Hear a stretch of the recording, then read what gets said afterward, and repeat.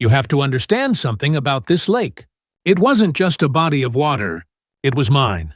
Every inch, every ripple, every quiet sunrise that kissed the shoreline. I owned it. For years, it had been my sanctuary, a place untouched by the chaos of the world outside. No noise, no tourists, no crowded resorts, just me, the water, and the quiet hum of nature. It was perfect, and I guarded it fiercely. So when the HOA first came to me with their plans, I thought it was a joke. They didn't even ask, they just assumed.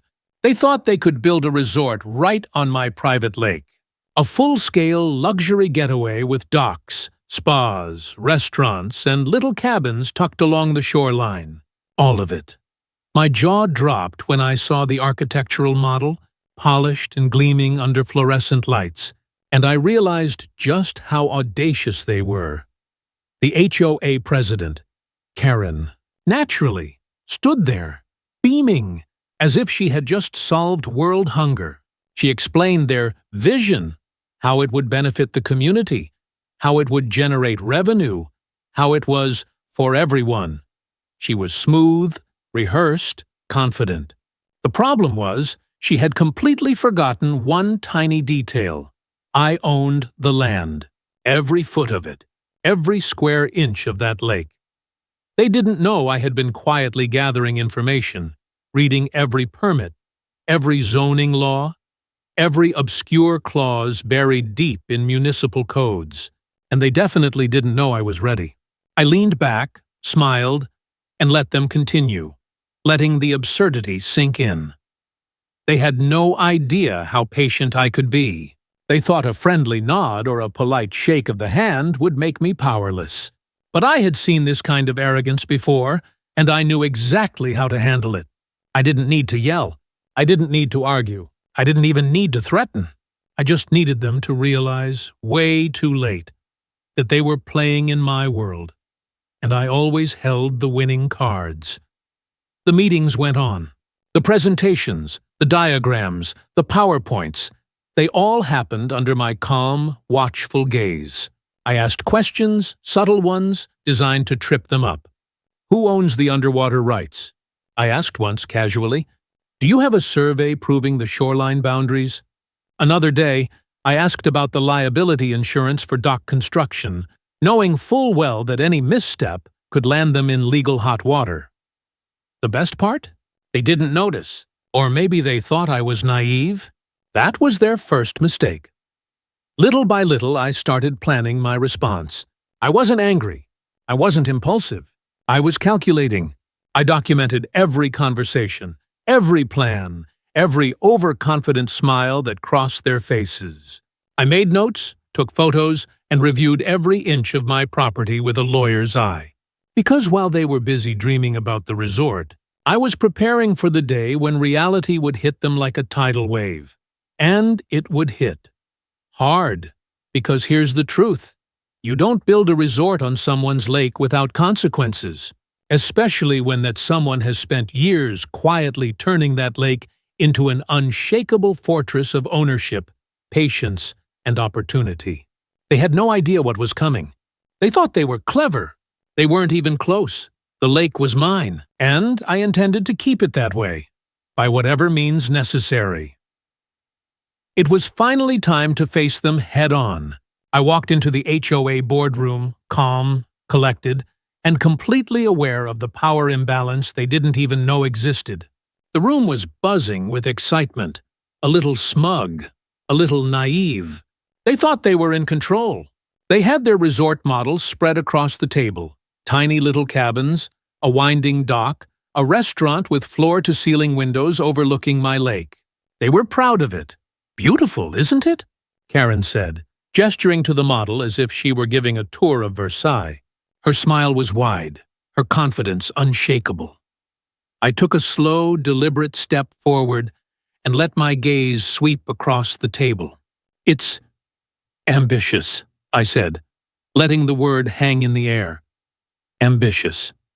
Not illegal. Not smart. Just ambitious. Then I dropped it. You can't do this here. The words were simple, direct, But the silence that followed was deafening. The room stiffened, like someone had pressed pause on reality. Faces froze. Karen blinked, her confidence faltering for the very first time. "Excuse me," she said, trying to maintain her composure. "I think you must be mistaken. This is community property. Everyone benefits," I interrupted, calm, cold, precise. "This is my property, every inch of it. The lake, the shoreline, the underwater rights. You're trespassing." Laughter broke out at first. A few board members chuckled nervously, assuming I was exaggerating, assuming I was bluffing. They had no idea. They thought this was going to be a typical HOA dispute. One more complaint they could brush aside. One more eccentric neighbor who could be reasoned with or bullied into submission. But that wasn't me. "I'm serious," I continued, walking slowly around the table, letting the tension build. "All of this," I gestured to the model, "is on my land. I've reviewed the surveys, the zoning laws, the permits you've submitted. There are multiple violations here. You built without approval. You're trespassing, and you're assuming I won't take action." The boardroom was silent now. The laughter had stopped. Faces turned pale, and I could see the panic starting to creep in. Karen's smile had vanished. Her confident demeanor cracked. She tried to speak, to argue, to assert her authority, but I didn't let her finish. "I'm not here to negotiate," I said. "I'm not here to explain. You have two options. Leave my property immediately or face the consequences. Legal, financial, and otherwise." A board member stammered, We didn't know." "Of course you didn't," I said, leaning in just slightly. The calmest intensity imaginable. "That's your mistake. You assumed you could play in my world without knowing the rules. You assumed I was just another neighbor, another face in the HOA. You assumed wrong." And with that, I left them in the room, stunned, their resort dreams frozen like ice in midair. I didn't yell. I didn't threaten. I didn't need to. The reality had already sunk in. Their resort wasn't just a problem. They had no legal leg to stand on, and the power dynamic had shifted irrevocably. Walking back to my car, I felt that familiar surge of satisfaction, not anger, not glee, just clarity. The lake was mine, always had been, always would be, and they had just made the mistake of realizing it too late. Because while they were panicking, scrambling to figure out how to salvage their little resort dream, I had already begun plotting my next moves. I documented every reaction, every nervous glance, every whispered conversation. This confrontation wasn't just about stopping them. It was about teaching them a lesson in humility. And that lesson? It was only beginning.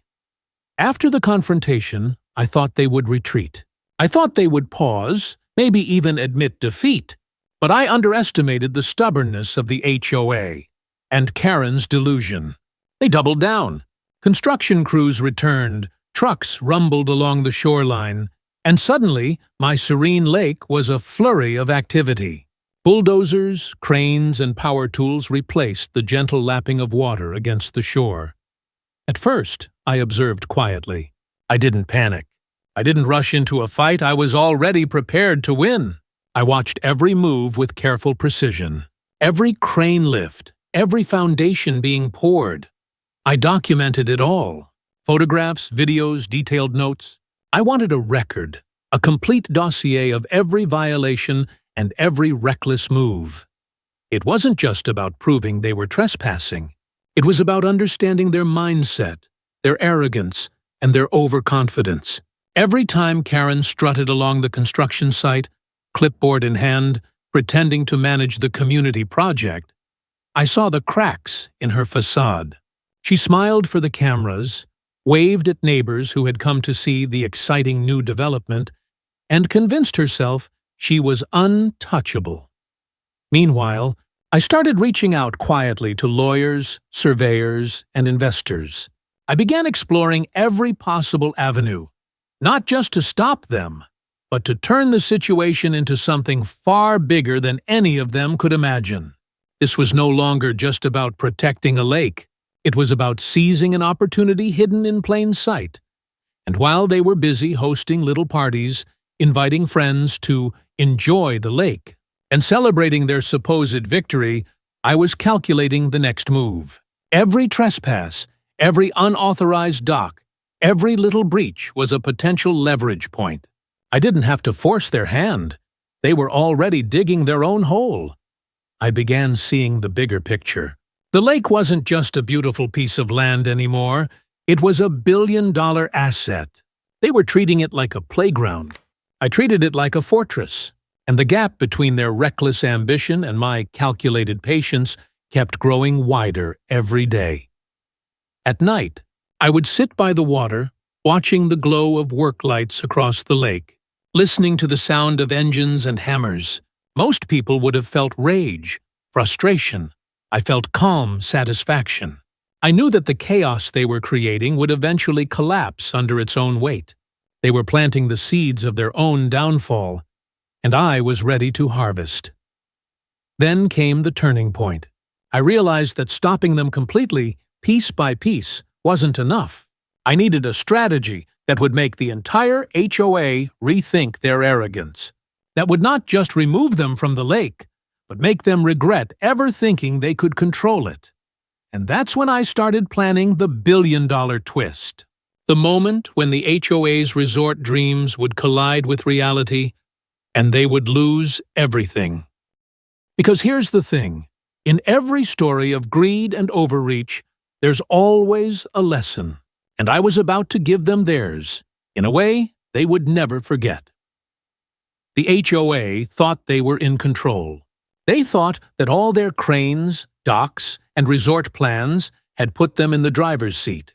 But they had no idea they were playing in someone else's world, a world where patience, strategy, and timing matter more than noise, chaos, or arrogance. I had been watching, calculating, documenting, and I realized that while they were obsessed with building a resort on my lake, I had the opportunity to do something far more powerful. Sell it. Not just sell it casually, not just offload the property. I could turn this private paradise into a billion-dollar transaction that would wipe the smug smiles off every HOA member's face. So I started reaching out. High-profile investors, luxury property developers, even international buyers who dreamed of owning an untouched lake in the middle of a booming community. I presented the property honestly, its beauty, its privacy, its location, and left out the minor detail that a certain HOA had been squatting on it. I didn't lie, but I certainly didn't highlight their intrusion. By the time the offers started rolling in, the HOA still believed they had leverage. They thought that their community project had value. They didn't realize that the lake's true value had nothing to do with docks, little cabins, or their weekend parties. Its value was in its ownership, and I was the only one who could legally monetize it. When the final offer came, a number so high, it made even me blink, I signed without hesitation. Billions, not millions. Billions. Their resort? Suddenly irrelevant. Their HOA power? Completely meaningless. They had invested all this time, energy, and money into something they could never legally control. They were about to learn a lesson in the most dramatic way possible. The next morning, I received calls from lawyers, banks, and executives confirming the transaction. The property was sold, the contracts were signed, and the funds were secured. I leaned back in my chair, watching the sun rise over my lake, knowing full well what was coming next. Because once the sale went through, the HOA members and their resort would be forced to face reality. Every structure, every dock, every community improvement they had built was now technically on private property that no longer belonged to them. Their trespassing was now an inescapable legal nightmare. I didn't rush to notify them immediately. I let it simmer. I let them enjoy the illusion of progress a little longer, unaware that the ground beneath them, literally and figuratively, was shifting. And soon, very soon, they would wake up to a truth that was impossible to ignore. The lake once theirs in fantasy alone, was now out of their reach forever. Their resort, their parties, their power trips, it was all about to collapse. And I, the quiet owner who had never raised his voice, would be the one smiling at the edge of the water, watching it happen. This was the moment when patience, strategy and ownership outmatched arrogance, ambition and entitlement. This was the moment when the HOA realized that playing games with someone else's paradise comes with a cost, a very expensive $1.33 billion cost, and the first eviction notices were about to be written. The morning started like any other, but by the time the sun fully crested the horizon, nothing would be normal again. I had coordinated every detail quietly, methodically. Security personnel, legal notices, and official documentation were all in place. The HOA members, proud, smug, completely oblivious, still thought they had time. They didn't. It began with the notices.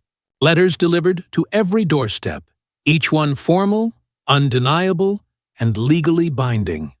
You are hereby required to vacate all structures, docks, and areas on this property immediately. Simple, clear, devastating. I arrived at the lake just as the first notices were being read. I watched the reactions from a distance, leaning against my lakeside balcony, calm, collected, the water sparkling under the morning sun. The chaos unfolded like a slow-motion film. Faces went pale. Confused murmurs turned to panicked shouting. Karen, the board president, stood frozen, staring at her hands as if the words on the paper were a cruel illusion. Security moved with precision. Construction equipment halted, workers were asked to leave, and any attempts to resist were met with polite, unyielding authority. Boats were docked, cabins were locked down, and picnic setups abandoned. Every inch of their so-called resort was being cleared, their dreams evaporating in the crisp morning air. Some tried to argue. "We had plans approved by the community," one HOA member shouted, desperation creeping into his voice. But legality isn't a matter of shouting. Their approvals meant nothing on my property, and it became painfully clear to them. Every argument fell flat, every plea ignored. I watched quietly, a faint smile playing on my lips. No gloating, no overacting, just calm satisfaction. The lake had been mine all along, and now, at last, everyone else was realizing it. It was surreal. People who had once mocked me, plotted against me, and trespassed on my land were now scrambling to remove themselves and their possessions. From a helicopter overhead, eviction notices were being delivered to remaining trespassers, a cinematic tableau of order being restored. Every little cabin, every dock, every party pavilion emptied. The lake was returning to its rightful owner, its tranquility slowly reasserting itself. And as the chaos unfolded, I couldn't help but think about how ironic it all was. The HOA had treated the lake as their playground, a place to flaunt their ambitions. But they had forgotten one crucial fact. Property rights trump ambition every time, and patience, strategy, and quiet preparation beat arrogance every single time. By the afternoon, the lake was finally empty. Silence returned, broken only by the gentle lapping of water against the shore. The HOA members, defeated and humiliated, had no choice but to leave. Their resort dreams, their parties, their sense of power, gone. I walked along the shoreline, surveying the scene. No construction crews, no trespassers, no chaos. Just the lake, my lake, gleaming in the sun like a jewel untouched by folly. I had protected it, preserved it, and in the process taught a lesson they would never forget. Eviction day wasn't just about reclaiming property. It was about restoring balance, asserting control, and proving that in the end, patience, ownership, and strategy are the most powerful tools of all. And from the quiet edge of my lake, I knew that the HOA would remember this day for the rest of their lives. After the chaos, after the eviction notices, after the last dock had been cleared and the last trespasser had departed, I finally allowed myself to breathe. The lake was calm again, the surface reflecting the soft hues of the evening sun. For a moment, I just stood there, looking out over the water, thinking about everything that had happened. Power. That was the lesson. It isn't about who yells the loudest, who manipulates meetings, or who hosts the flashiest parties. True power is quiet. It's strategic. It's about understanding the rules, knowing your leverage, and exercising patience when others are blinded by arrogance. The HOA thought they were powerful. They believed a few permits, some construction, and their community status gave them authority over my lake. They didn't realize that real power is built on ownership, foresight, and control of the facts. Every move they made, every step they took onto my property, only strengthened my position. Every violation, every smug smile, every overconfident plan became leverage in my hands. I thought about Karen and the board members. They had invested so much into their dream resort, believing they were untouchable. They didn't understand that ambition without preparation is dangerous. They didn't see that the quiet, patient observer often holds the strongest hand. And then I reflected on myself. I hadn't rushed. I hadn't acted out of anger or impulse. I had planned, calculated, and executed. I had let their arrogance set the stage, knowing when to intervene, when to watch, and when to let reality take its course. In the end, it wasn't just about reclaiming the lake. It was about teaching a lesson in strategy, patience, and foresight. From this experience, one thing was clear. People underestimate what they cannot see. They assume control where they have none. They chase power in the wrong ways. And sometimes the most satisfying victories are the ones that unfold quietly, leaving others to realize too late who truly held control all along. Sitting by the lake, I felt a deep satisfaction. Not revenge, not malice, but clarity. The lake was mine. It had always been mine. And now, with everyone else removed, it was more than a body of water. It was a testament to patience, planning, and understanding the real meaning of power. As the sun dipped below the horizon, painting the water in gold and crimson, I knew one thing for certain. This lake would remain untouched, untouchable, and completely under my control. And the HOA? They would forever remember the day they learned the hard way that some mistakes cost billions, and some lessons are impossible to forget. It didn't take long for the story to escape the quiet edges of my lake and explode into the public eye. Within hours, photos of empty docks, abandoned cabins, and HOA members standing in stunned silence were all over social media. Headlines blared, "Billionaire lake owner evicts entire HOA after resort build fiasco." Memes appeared overnight, some depicting the HOA scrambling like ants, others showing Karen's shocked expression next to the word "oops." At first, I didn't pay much attention. I wasn't doing this for fame. I did it because it was mine, and justice had to be served. But then I started noticing the sheer scale of the response. News outlets called for interviews. Twitter threads went viral. TikTok videos recreated the eviction, dramatized every dock being taken down. And the hashtag #RarLakeOwnerWins trended worldwide. People couldn't get enough of the story.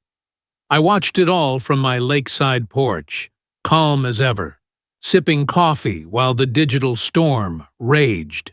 It was surreal to see how invested the world had become in my lake, in my victory, and in the downfall of the HOA. People sympathized, laughed, and marveled at the audacity of it all. The irony was delicious. The very community that had mocked me, doubted me, and tried to trespass on my property was now the punchline of countless internet jokes. Karen and the board members became minor celebrities, or infamous villains, depending on who you asked. Articles dissected their mistakes, legal analysts debated what they could have done differently, and amateur lawyers offered unsolicited advice online. Meanwhile, the lake remained untouched, a serene jewel at the center of a billion-dollar story. Some neighbors reached out, apologizing for their role in the chaos, trying to justify their actions or salvage some dignity. I didn't respond. I didn't need to. The story was clear, the lesson had been delivered, and my victory had already been recorded for history. This was more than a personal win. It was a public spectacle, a lesson for anyone who thought they could overreach without consequence.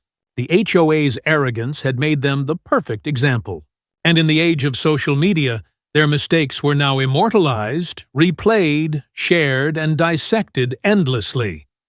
By the end of the week, the story had gone global. News outlets called it a cautionary tale. Social media dubbed it the billion-dollar eviction. And everyone seemed to agree on one thing. The lake, and the lesson it represented, was untouchable. And all the while, I watched quietly, letting the world react, letting the narrative unfold exactly as it should. There was no rush, no need to explain myself.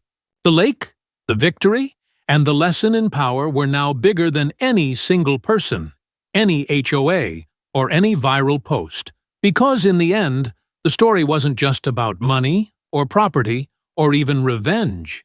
It was about strategy, patience, and knowing that sometimes the best way to win is to let the world witness it and learn from it without ever raising your voice. The lake was quiet again, truly quiet. The chaos of construction, the frantic scrambling of the HOA, and the last echoes of eviction notices had all faded into memory. From my vantage point on the lakeside porch, I could see the water stretching out, smooth and untouched, reflecting the colors of the evening sky like a mirror. Everything was as it should be. I thought back over the events, the arrogance, the construction crews, the boardroom confrontations, the eviction notices, and the viral media storm. It had all been a test of patience, strategy, and the quiet exercise of power. And in the end, the lesson was clear. True authority doesn't come from noise, influence, or temporary control. It comes from knowledge, preparation, and the courage to act at the right moment. The HOA had learned that lesson the hard way. They had assumed ownership where there was none. They had chased power without understanding it. They had acted recklessly on a lake they could never truly claim. And in doing so, they had created a story the world would remember. A story about what happens when arrogance meets someone who knows the rules and knows how to play the long game. As for me, the lake was restored, untouchable and serene once more. It wasn't just a victory over trespassers, it was a reminder of the importance of patience, strategy, and perspective. I hadn't needed to raise my voice, to create drama, or to rush into confrontation. The lake, and the lesson it represented, spoke for itself. Sitting there, watching the sun dip below the horizon, I realized that this story wasn't just about revenge or money. It was about understanding your own power, respecting the value of what you own, and letting others' mistakes unfold while you remain calm and decisive. The HOA had thought they could control the narrative, manipulate the land, and bend reality to their desires. They couldn't, and now they never would. The lake belonged to me, as it always had, as it always would. And as the water shimmered under the final light of day, I knew one thing with certainty. Some victories aren't loud, some lessons aren't shouted, and some lakes are untouchable forever. That's all for today, folks. If you haven't already, be sure to hit that subscribe button and ring the notification bell so you never miss an upload. Let me know in the comments what you thought of this video. Thanks for watching, and I'll see you in the next one. Goodbye.